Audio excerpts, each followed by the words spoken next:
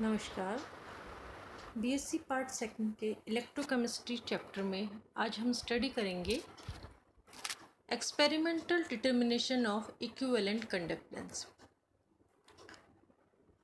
तुल्यांकी चालकता का प्रायोगिक निर्धारण। कंडक्टेंस के लिए यदि हमें रेजिस्टेंस डिटरमाइन कर ले तो हम जानते हैं कि कंडक्टेंस रेजिस्टेंस का रेसिप्रोकल होता है। इसके लिए हम एक व्हीटस्टोन ब्रिज की हेल्प लेते हैं। आप देख पा रहे हैं कि इसे हम कहते हैं मीटर ब्रिज। मीटर ब्रिज के एक साइड रेजिस्टेंस बॉक्स लगा होता है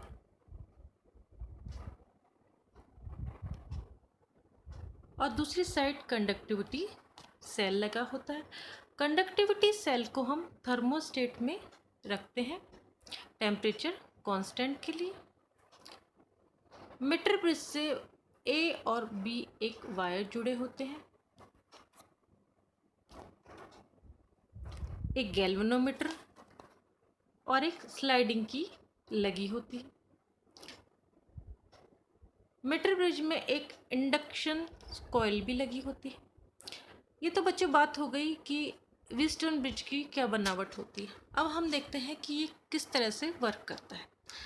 सबसे पहले रेजिस्टेंस बॉक्स में एक निश्चित ओम का रेजिस्टेंस निकाल लेते हैं और ए और बी वायर पर स्लाइडिंग की इस तरह से हम चलाते हैं और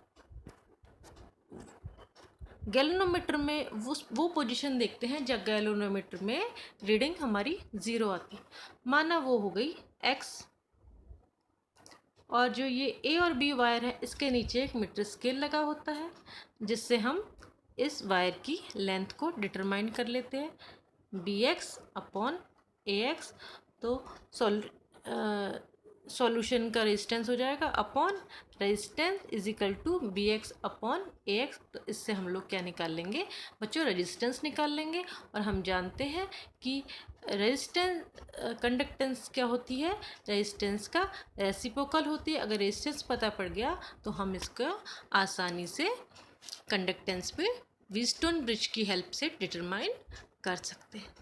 नेक्स्ट हम बात करते हैं variation of conductance with dilution. Previous class में हमने conductance, specific conductivity, equivalent conductance, molar conductance की डेफिनेशन पढ़ी थी।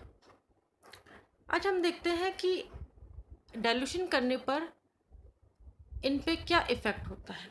तो सबसे पहला जो इफ़ेक्ट देखते हैं वो है specific conductivity decrease on dilution.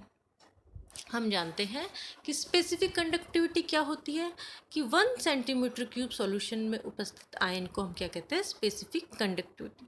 तो जैसे जैसे हम डाइल्यूशन इंक्रीज करते हैं 1 सेंटीमीटर क्यूब सॉल्यूशन में उपस्थित आयन की संख्या कम होती जाती है, जिसके कारण स्पेसिफिक कंडक्टिविटी भी डिक्रीज होती जाती है।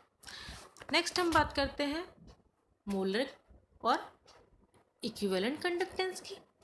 तो equivalent and molar conductance both increase with dilution and reaches a maximum value। दोनों क्या होती है, इंक्रीज होती हैं। क्यों होंगी? क्योंकि lambda is equal to kappa into V या mu is equal to kappa into V. Dilution increase कर रहे हैं, क्या इंक्रीज हो रहा है, वॉल्यूम इंक्रीज हो गया तो मोलर और इक्विवेलेंट कंडक्टेंस दोनों इंक्रीज हो। नेक्स्ट है the conductance of all electrolytes increase with temperature या इंक्रीज विद डाइल्यूशन। टेम्परेचर या डाइल्यूशन इंक्रीज करने पर चालकता बढ़ती है। अब कैसे बढ़ती है ये देखते हैं। जैसे जैसे हम डाइल्यूशन इंक्रीज करते हैं तो क्या होता है, आयंस के बीच में इंटर आयोनिक फोर्स कम होता है। आयन तेजी से इलेक्ट्रोड की ओर मूव करते हैं जिससे कंडक्टेंस बढ़ जाती है। तो डाइल्यूशन इंक्रीज करने पर या टेम्परेचर इंक्रीज करने पर चालकता बढ़ जाती है। तो क्या क्या बढ़ी, इक्विवेलेंट कंडक्टेंस, मोलर कंडक्टेंस और कंडक्टेंस तीनों तो क्या हो गई, इंक्रीज हो गई डाइल्यूशन इंक्रीज करने पर, लेकिन स्पेसिफिक कंडक्टिविटी डाइल्यूशन इंक्रीज करने पर डिक्रीज हो गई। Thank you.